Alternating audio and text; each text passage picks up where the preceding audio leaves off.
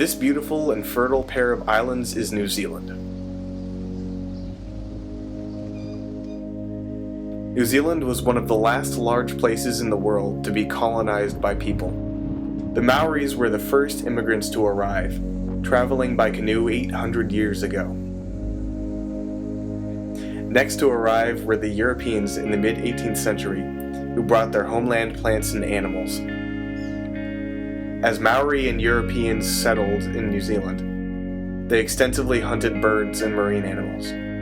They introduced predators including rats, cats, and dogs, and changed the natural landscape by logging the forests, leading to the extinction of numerous birds and other native species. Marine mammals were hunted for their thick hides and were easy targets due to their habit of hauling out on beaches.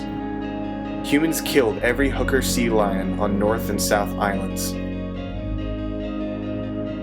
While their populations are on the rise, they are the world's most threatened sea lion species, with fewer than 12,000 individuals remaining.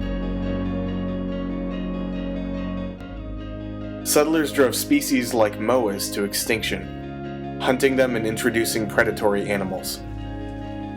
Introduced species have been detrimental to native flora and have wreaked havoc amongst the ground-dwelling birds, reptiles, and insects that have adapted to a life without such predation. The European hedgehog eats native seabird eggs and endemic invertebrates, as does the Australian magpie. The Pacific rat has wiped out smaller species of birds, as well as certain frogs and lizards. The Karori Wildlife Sanctuary on North Island was the world's first fully fenced urban wildlife sanctuary. An elaborate and costly project, it is a predator-free safe haven for some of New Zealand's most endangered native animals.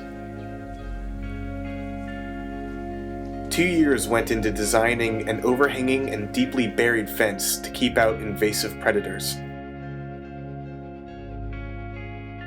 Once cats, rats, possums, and hedgehogs are removed, native species have the chance to recover, like the North Island robin, the takahi bird, and lizards.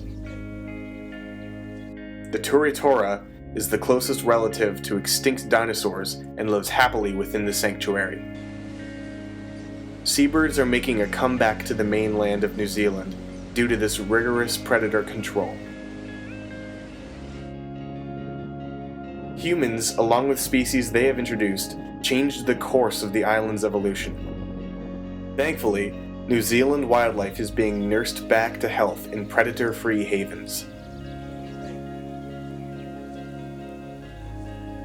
By creating these havens, we see what New Zealand was and can be again. People in New Zealand are undoing the damage of their forefathers and fostering the return of species that have been absent for hundreds of years.